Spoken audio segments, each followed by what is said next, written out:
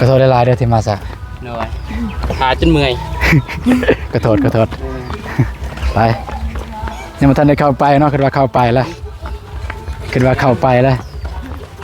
เพิ่นเปิดเอาย่างมอบนะอยากไปคนให้ได้ยินอยากให้ไปคนให้ได้ยินมอบเป็นเงินบ่แล้วว่าเป็นเล็กเป็นยังเป็นเงินนี่แล้วเท่าใดเป็นเงินหรือว่าสำไรก็ได้บ่หรือว่าต้องได้กำหนดพนันสำไรก็ได้เดี๋ยวเราหมอเพื่อนหมอซ่านให้ทางน้องก็เลยเป็นว่าได้หักได้เศร้าเดี๋ยวนะพี่น้องเอ๋ยเนาะก็ขอให้คำให้คุณกันนะนอนในใดเงินมือขอบใจพรเพิ่นนะโดยก่อนอื่นมุดน้องก็ขอบคุณทางผู้ใหญ่ใจบุญและก็ FC ทุกท่านที่ซัพพอร์ตและสนับสนุนน้องตั้งแต่ปัจจุบันตั้งแต่ตอนนั้นจนฮอดปัจจุบัน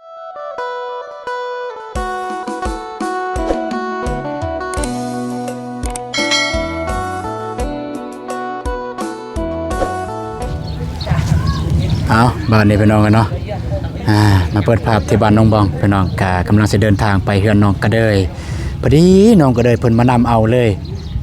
เพิ่นมานำเอาน้องบองกับน้องอัมพรพี่น้องกันเนาะเอากับทักทายสบายดีเด้อสบายดีพ่อแม่พี่น้องหมดทุกคนยินดีต้อนรับช่องอาตูนแนลเส้นเก่าเส้นเคยเนาะคือเก่าพี่น้องเนาะเนื่องในโอกาสปีใหม่เนื่องในโอกาสปีใหม่ส่งท้ายปีเก่าต้อนรับปีใหม่ขอให้ทุกคนสุขภาพแข็งแรงเด้อร่ำรวยเด้อทุกคนเนาะไปพี่น้องเลยไปหาน้องกระเดยเพิ่นเลยไปร่วมงานเรือนน้องเพิ่นพี่น้องเนาะแล้วก็ไปทักทายทางน้องๆเพิ่นก็รอถ่ายอยู่นี่แหละพี่น้องเนาะบ่ตูนก็มาสวยๆได้มื้อนี้เพราะว่าค่าเยือนแม่เฒ่าเมื่อกี้นี่พี่น้องไปทางน้องๆ3คนอยู่นี่แหละสบายดีเด้อบดสุขคนเด้อสบายดีป๊อดก็เป็นสาวงามได้ปะเอ้ายืนไปยืนให้ซื้อสารกวนในสไตล์ฮูปนะจักข่าวนึงแจ้งนี่เว้ยรอบนี้บ่แจ้งดอกสาวงาม3คนแต่คนนึงมาตื่นจะนอนเอาติดกันเลยติดกันเลยเด้อติดกัน1 2โอเคไปบาทเนี่ยเอาไม้ให้น้องกระเดยใส่ ถ้าโดนบ่กระโดดลายเด้อลายมาซาเด้อทีมงานมาแล้วบ่บ่ฝนกับบ่เจ็บเมื่อแล้วมาแล้วก็เมื่อโดยป้าโตว่าเพิ่นทาบ่ได้เพิ่นเอากับประตูนคาอยู่เฮือนอยู่บ้านเพิ่นล่ะบ่นงมาแล้วเนาะโดยจ้ะโอเคบ่นงเพิ่นมากับไผมาคนเดียวบ่โดยเพิ่นว่านาเบามิกกับนาเบาทรายคาเวียกน้องในส่วนภายแน่นาเบามิกนาเบาทรายไอแดงในส่วนบ่ส่วนโทรบ่ติดโทรลายทรายโทรทางเบอร์น้องกับบ่ติดโทรทางเบอร์น้องกับบ่ติดโดยมาเป็นอย่างแสนโอเคไปเฮือนน้องมันไอโดนสิไอนุ่งสิท่าโดนน้องวางจับกล่องไปไอได้ซื้ออันนี้มาเด้อ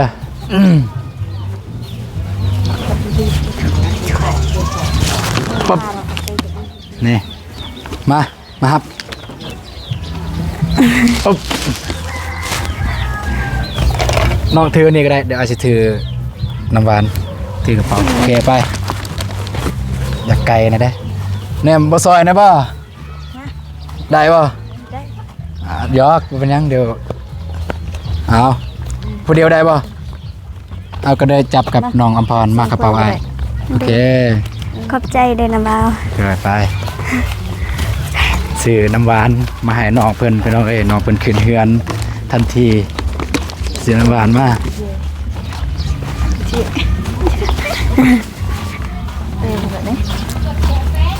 สายตาอื่นสิได้แล้วโอ้ยโอ้ขาดจะได้เนาะแบบนี้จับแบบนี้แหละไปอันเด้ไอ้น้อง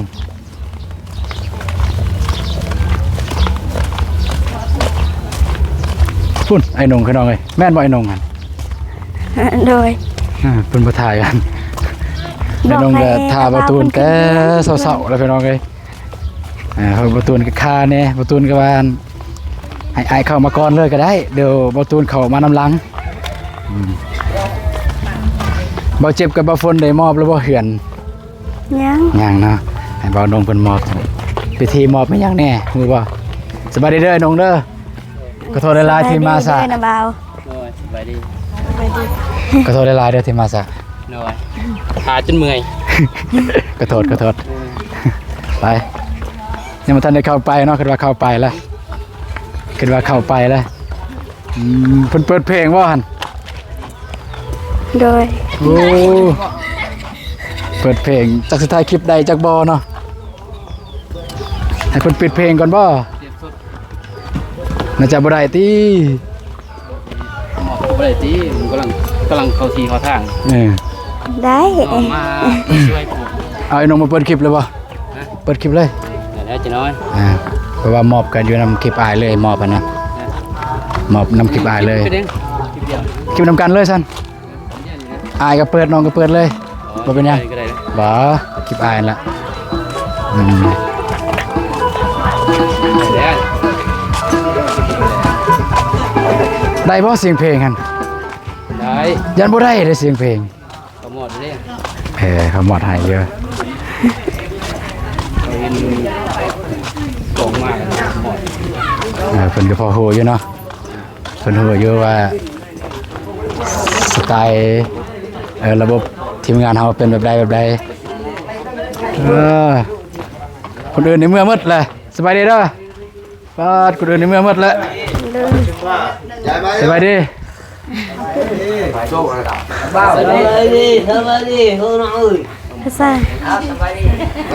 สบายดีสบายดีน่าจะใช้พอน้องก็เลยได้พิธีมอบเพื่อนบ่มีมานี่เบิ่งพอน้องก็เลย ขึ้นเพื่อน มานี่เบิ่ง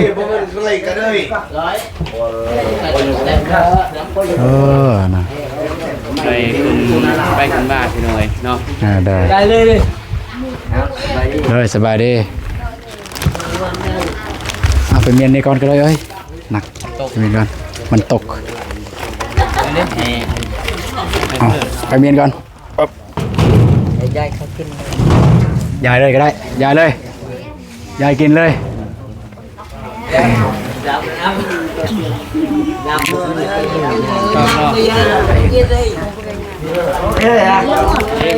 แจ้งอยู่บ่ Nó bây giờ là bữa kia. Nó ไม่ได้เสร็จงาบ่ เสร็จแล้วน้องตั้งกลุ่มหันเพิ่นเข้าไปอ่านแล้ว คือเข้าอยู่ เขาอยู่ตั้งกลุ่มแล้วก็แจ้งว่าน้องก็เลยขึ้นเฮือนเด้อทุกคนไปเด้อเนาะ ไม่ได้ข้าวเบียกบ่ ข้าวเวียกไอ้แดง ไปทั่วห้ามเริ่มไปทั่วห้ามคนเนาะ บ่มีเบอร์บ่มีเฟซบอกให้นาบ่าวตุ้มบอกเลย ส่งให้เด้ นาบ่าวแดง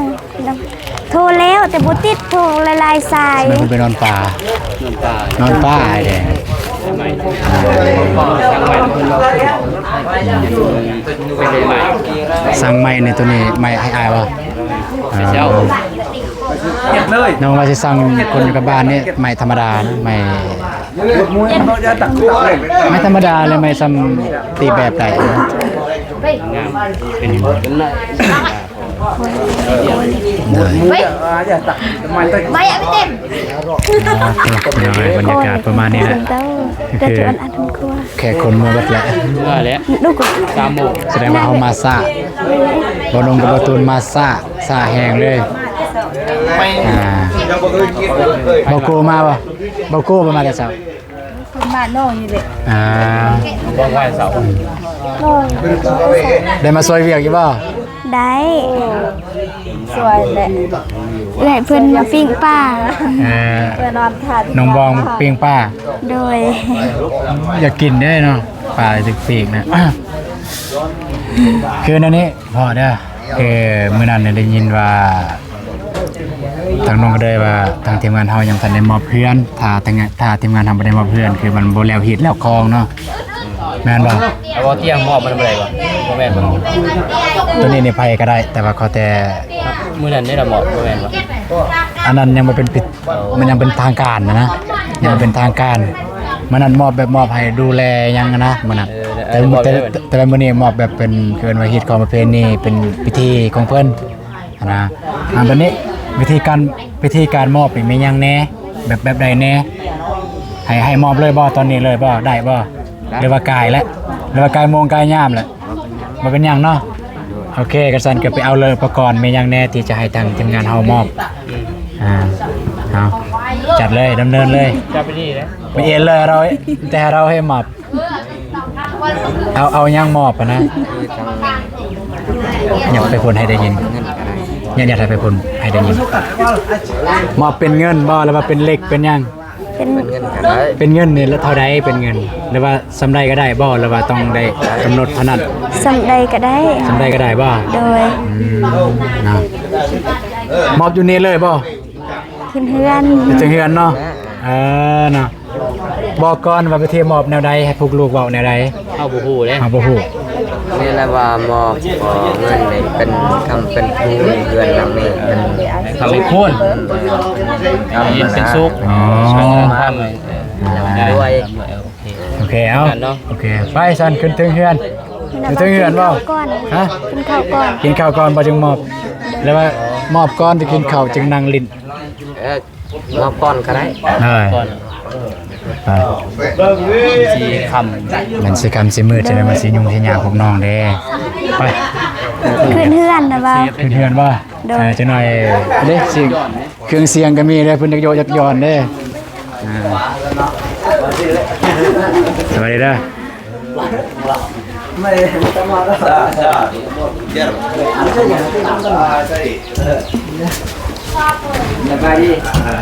สวัสดีเด้อมันต้องมีเนาะเบส40เนาะเบส40ต้องมีเนาะ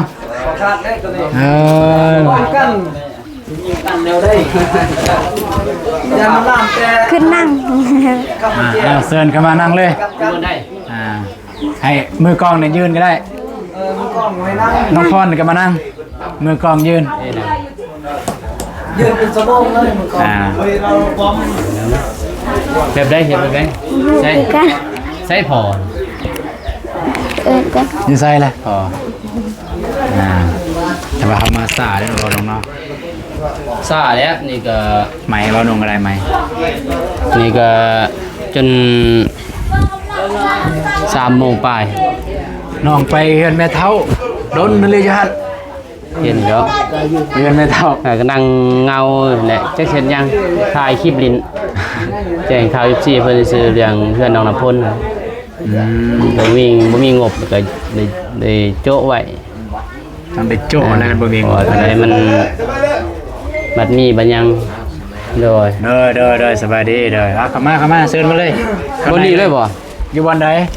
บนนี้เลยบ่บอก มีหยังแน่มีหน้ามีหยังบ่ก่อนทางนี้ บ่อันนี้น้องได้มานี่ก็อ่ะ น้องเดินมานี่น้องเดินมานี่ โอเคตะกองอยู่หั่นโอเค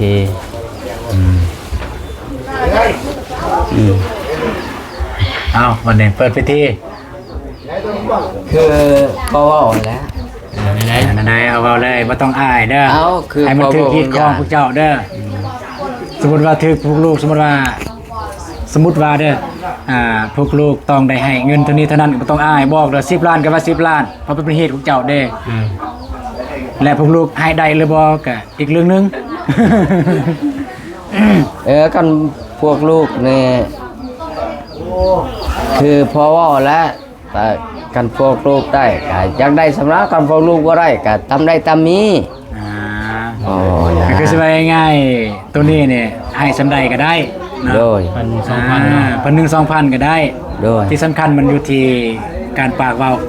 การมอบแม่นบ่ โดย แล้วก็ให้มีเงินว่าเงิน โดย จะสำใดก็ได้ โดย โอเคก็ไม่ได้ว่าเบานงและคนมอบเพราะว่า เพราะว่าเพิ่นเนี่ยเป็นผู้ใหญ่แน่นะเป็นผู้ใหญ่ของลาวใต้นี่ก็บ่ครบเลยทีมงานเนี่ยเพิ่นเมื่อก่อนแม่นบ่ที่จริง มาบ่ใช่มา มาเลย มาแต่เมื่อก่อนแล้วก็ต้อง ว่าชั่วโมง มาตอนคนยัง12 มาตอน12 โมงบ่ ชั่วโมงก็อยู่หั่น ตอนจะแซ่บมันบ่โทษเขาอยู่นี่บ่ว่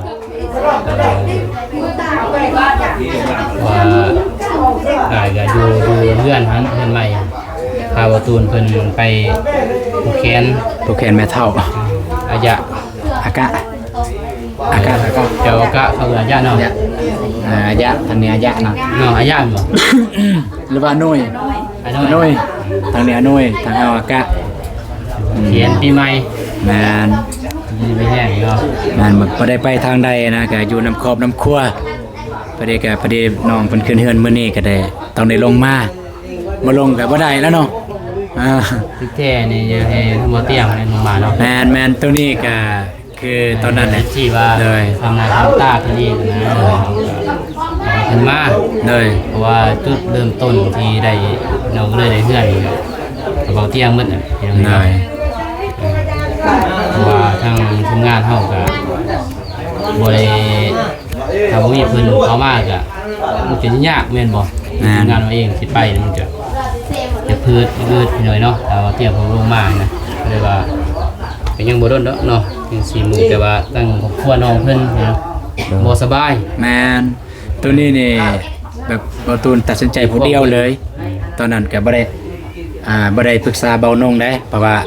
พอเพิ่นมาปุ๊บว่า เบิ่งอยู่นี่ ลูกบ่สบายลูกบ่สบายแนวนี้ก็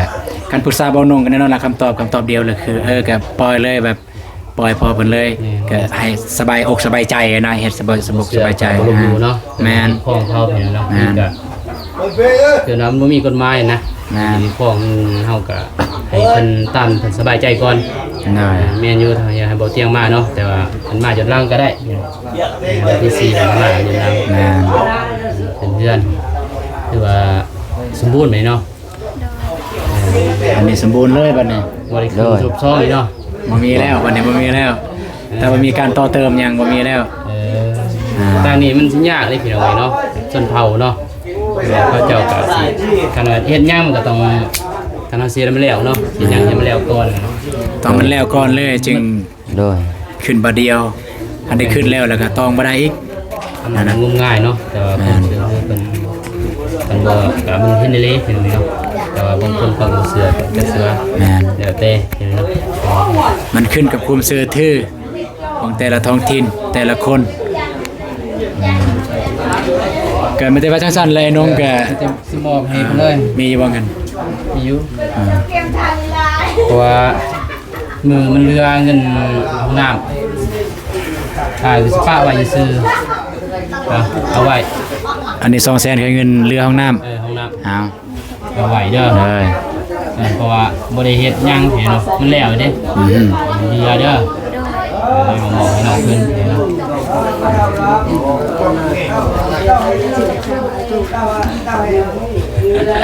ให้พ่อบ่ได้บ่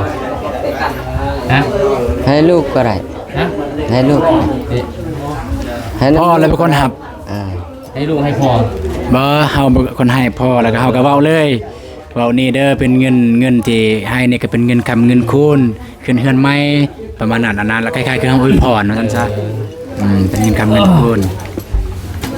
ฮะพี่น้องเอ้ยเนาะทางทีมงานทางบ่าวนุ่งกับบ่าวตู้พี่เนาะแล้วก็ทีมงานเพิ่นก็บ่ได้มาก็เลยว่าทางพ่อญาติทางบ่าวเตียงนำแน่พี่เนาะแล้วก็พ่อญาติทาง FC และผู้ใหญ่ทุกท่านเด้อเนาะทางบ่าวนุ่งกับบ่าวตูนขออนุญาตเพิ่นว่ามอบเพื่อนมอบซ่านให้ทางน้องก็เลยเพิ่นว่าได้พักได้เศร้าเพิ่นว่าพี่น้องเอ้ยเนาะก็ขอให้คำให้คูณกันนะนอนให้ได้เงินหมื่นตื่นให้ได้เงินแสนคือว่าโรคภัยไข้เจ็บก็ขอให้หายไปนำปีเก่าปีนี้ปีใหม่แล้วก็ขอให้อยู่ดีมีแห้ง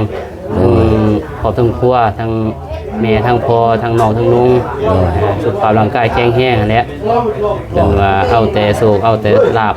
จนว่าเขาเพื่อนเขาซ่านจนว่าเงินไหลนองทองไหลมาเต็มเพื่อนเต็มซ่านเด้อพอเด้อโดยสาธุ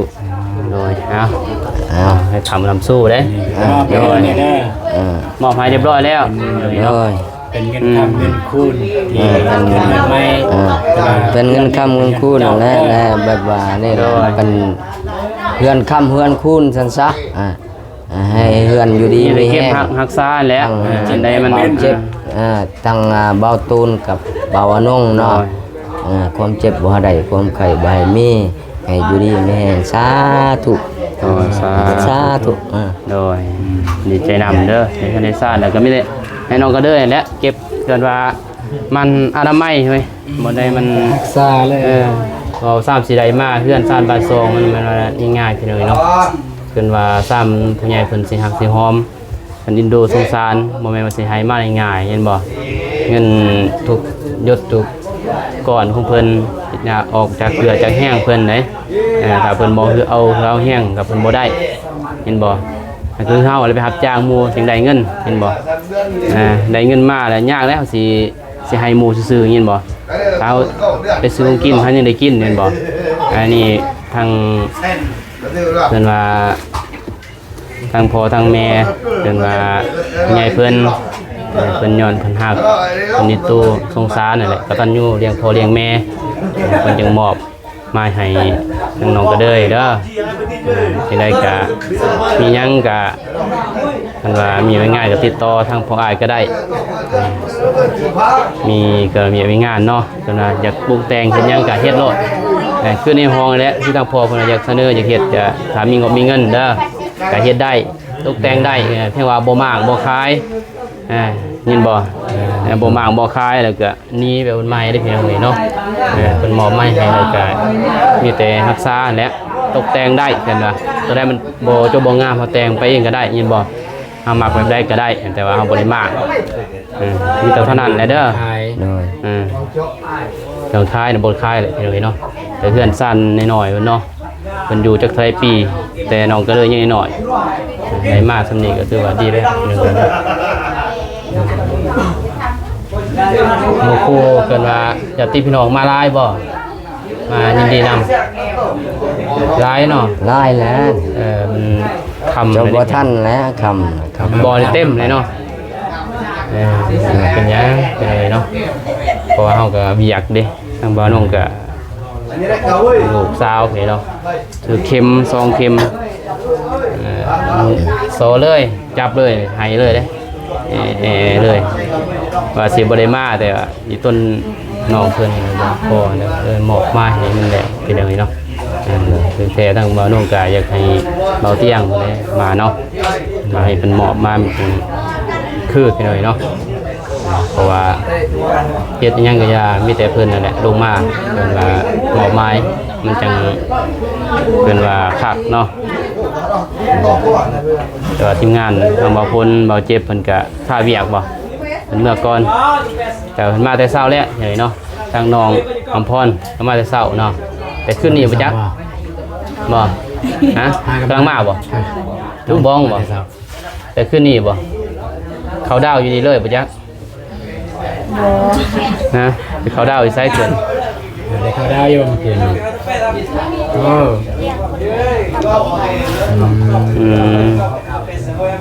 ขายเขาดาวน้องอีว่าให้มัดคืนเบิ่งเข้าจูดกับโผกเป็นยังไงโอ้ยขับมัดเพื่อนปึ้งปังโยนมากระโพนนิดหน่อยทำดีเด้นี่ครับโยนใส่ปึ้งนี่ก็สัตว์คืนนี่โอ้ยสมันวันไวคืนนี่เรียฮอด3 โมงจึงเงียบได้แต่นับแต่มันค่ำเลยนะแต่7 โมงเติมตามเลยโดยจนฮอด3 โมงเขาจูดหันยังบ่หมดตอนเช้าอีกปึ้งปังตอนแรกอยู่เด้อตอนแรกก็ยังอีก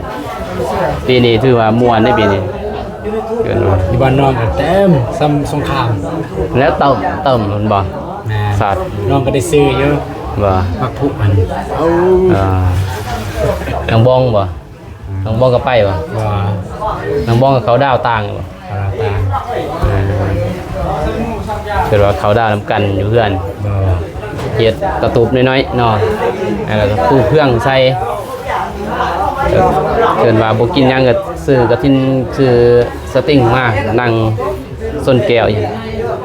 เป็นยังไงเนาะมันจะจังสั่นแล้วเด้อมีแต่ซ้ายแล้วเดี๋ยวไงเนาะ